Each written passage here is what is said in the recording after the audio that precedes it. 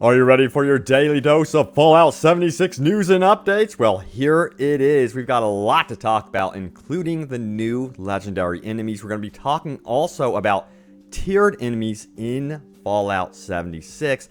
Plus, we're going to also be talking about those world events. We do know about the world events. We know that there's going to be PvE events surrounding, big creatures. The PvP radio station, so you can really engage in bounty hunting and stuff like that. But what about specific world events? Like, what happens when an event is triggered, and what are these world events? Plus, we're going to be talking about wandering merchants, Borne Illnesses, new stuff related to workshops, and the party system. Some really cool stuff related to that as well. So welcome back, my fellow Vault Dwellers and Wasteland Wanderers, to Open World Games. Let's do this. Do not forget, if you are new, welcome aboard. Subscribe to the channel here. Turn on the bell notification icon there so you can get my videos here and in your email. Plus, follow me on Facebook for daily streams. It has been a blast talking to you guys for sure, and I plan to stream Fallout 76 as well. All right, let's get into this. Let's talk first about those legendary enemies. Yeah, we know that Fallout 4 saw some really cool legendary enemies. They had like certain mutations where some enemies could heal up and do a variety of other things as well. Now, there's no indication that these legendary enemies can do that, although personally, I do expect them to have some sort of mutations for some of these legendary enemies down the road. That's speculation, of course, simply because it was in Fallout 4, but you can clearly see when you are facing off against an enemy, they'll have this icon above their rank there. For example, this Mold Miner right here, Rock Breaker. They offer they will have a possibility, to offer rare loot. So you really want to kill these creatures as well, because they're going to have a drop rate for that rare loot that is apparently going to be higher. So that's super important. Now, there are other icons to pay attention to. For example, there will be, I believe, stars. And remember, this is all subject to change, because this is beta stuff we're talking about. This is from that gameplay event. So keep that in mind. Stuff can change going forward. But it looks like that we will be also getting enemies that have a star system above their rank as well, or near their name.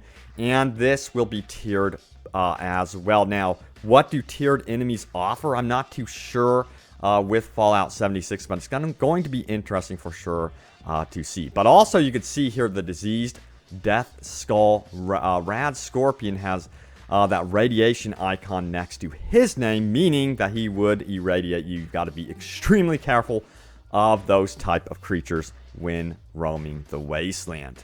Now, let's get into world events and examples of world events as well. Now, this was something I noticed from watching Juicehead's video recently. Check it out in the description below, by the way. Really cool stuff there. But it says, quest started, event powering up Poseidon. And this was when he was entering a power plant. I think it was the Nuka-Cola power plant or something like that. And this is a world event. It looks like this one is dedicated to PvE, by the way, like a group squad. And it says repair Poseidon, energy plant. It says make basic repairs to the reactor system, make basic repairs to the generator system, and make basic repairs to the cooling system. Now, something really important to know is that there's several different objectives going on there that you have to really pay attention to, meaning that this event really does kind of cater towards squads. Yes, everything can be completed in this game solo, but I would imagine completing this together as a group would be much easier. You'll also notice here, well, it doesn't say there, but that these quests, these events are also timed. You have an hour to complete that Poseidon reactor type event. So it is timed. You need to get in there and complete it, and it really encourages other players to also get in there and help out. Now, these events, remember, are also pinged on your map, so other players do have a reason to go there and help out. And they are really pushed to go there also because there will be unique rewards and better rewards for participating in these world events. Of course, not all the world events are going to be revolving around repairing stuff and stuff like that. You will be seeing boss-like battles against these legendary enemies and other, creatures in the world too. So there's going to be a wide variety of world events, but it was nice to see that it was kind of mixed up here, not just a boss battle about killing something. It was about something different. So I thought that was pretty cool to see. Now let's dive into some of these new details. There's a post I'm going to include in the description below that has further details, but I found those to be a little bit redundant as well. I'm going to add to this as well, but it seems like the community has been doing a wonderful job as a whole, gathering up a lot of information. Again, everyone is really in tune to this game. So let's talk about Borne Illnesses first. So yes, from the variety of gameplay on offer out there, it is noted that there will be airborne illnesses present, so you're going to have to wear a hazmat suit or a gas mask in these areas to really prevent this. And there will also be notable diseases from certain, waves of enemies that will be attacking you. So you're going to be after managing that as well. It's going to be part of that survival aspect for sure. Now, of course, hunger will be in the game. It's going to be affecting your AP negatively in the same way that, radiation will be affecting your hit points. So that's something to also note as well. Remember, you're going to have to be dealing with mutations along your journey, and Radaway, again, has that chance to remove those mutations. Again, you're going to have to worry about survivability. You're going to have to drink and eat, of course, and if you don't eat or drink, there's going to be negative effects on top of that. Now, let's talk about that new PvP information. So, this is pretty interesting. So, after dying from a duel, instead of let's pretend someone kills you in a duel. Okay, let's start over there. Someone kills you in a duel, you die, and you respawn to take revenge on that target. Well, it seems like your first shot will not act as that slap mechanic in that it won't do a lot of damage. Instead, if you're going to avenge your own death and the game knows that, you're going to immediately do full damage against the target that just killed you. So I guess you could just have this endless PvP match if you want to. Now, if you don't want to have an endless PvP match and you want to hide from, bounty hunter or someone that's really harassing you, again, you can block them on the map and that will hide you from them in that game world. But it's cool to know that you can kind of go back and kind of dish out revenge. And that this is where sniping could actually come into play, it seems. So you can get on a perch and take some revenge with a sniper rifle, because a lot of you guys also noted that, sniper rifles will not be as useful in that first engagement for PvP because of that slap mechanic. But again, if you're taking revenge and you get that first shot off, it looks like, at least right now, against things can change, it looks like you would do, full damage. Alright, so let's talk about power armor. Now, some of this power armor is gated behind levels, so some of it's going to require higher levels. Now, I actually really like this because I'm going to compare it to Assassin's Creed Odyssey just for a moment, because recently on a stream, which was last night, I actually obtained the overpowered moves probably around level 20. I'm sure some of you have obtained it earlier than that, but it's cool to note that it seems like some of these rewards are going to be offering the game, in my opinion, a longer life, because you don't want everything at the beginning. I think that's super important to remember. Alright, so let's talk about Wandering Merchants of the Wasteland. So in Oxhorn's video, it was noted that there are going to be wandering super mutant merchants in the game that also have their own Brahmin. Now, when I saw this, my eyes honestly lit up. This is what I want to see. It's a simple thing, of course, but it's nice to see something beyond robots roaming around the wasteland. I hope they continue adding some NPCs in this game as well. But that was really, really cool to see, and it adds a lot of personality to the game, in my opinion. Now, if you did not know of this about workshops, it does actually cost caps to claim workshops. So you just can't go up to a workshop and claim it immediately. You're going to have the appropriate amount of caps, though I don't believe it costs too much. Remember, if it's already claimed and you want that workshop for yourself, you can't really share it if you're not in that squad. So you're going to have to initiate PvP in that instance. Now, also got to remember that these workshops are so special because they do produce, specific items. For example, one workshop produced fusion cores, And some of these resources and items actually produce, every like 15 minutes or half hour or even hour. So they're definitely going to be highly sought after areas. Now, there are going to be like permanent fixtures in the workshop or near the workshop that are like turrets that you need to repair, manage, and then they also will defend your workshop. Now, some interesting stuff about the party system. We already know that you can play with up to 4 people in a party. That's going to be the max. 24 players on a server that you could just bump into. But the party leader can actually share quests to party members. So that is confirmed. And party members that are completing events or quests, that are nearby, within shouting distance, I guess you would say, it will still reward you even if you're not kind of near that quest. So if you're underneath the party member and the quest is active, you'll still be rewarded, whatever the rewards are from that quest when the party member completes that objective.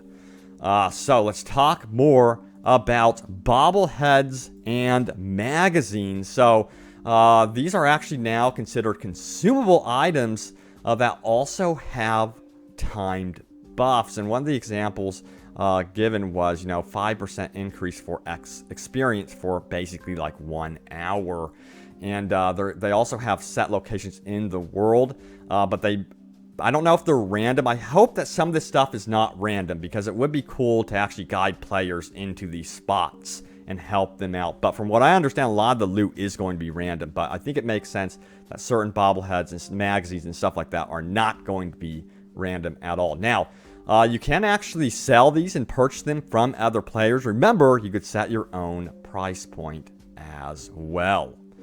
Alright guys, so there's some of the new information for you. We're going to go over your top comments right now, so leave a comment down below. You never know, it may end up in a video. So let's do this. So, the first top comment comes from John Ward, who says this: I don't want a Bethesda game unless it has bugs. I don't want Fallout 76 unless there is a bug that unequips all my inventory for just using a terminal, or unless there's a bug that breaks my saved file. And he says, thanks for all the likes. My opinion, the bugs make the game harder and funnier. It's like a survival feature that makes me feel good when I fixed it. If you can get past it, then your inner fanboy is strong and very blind.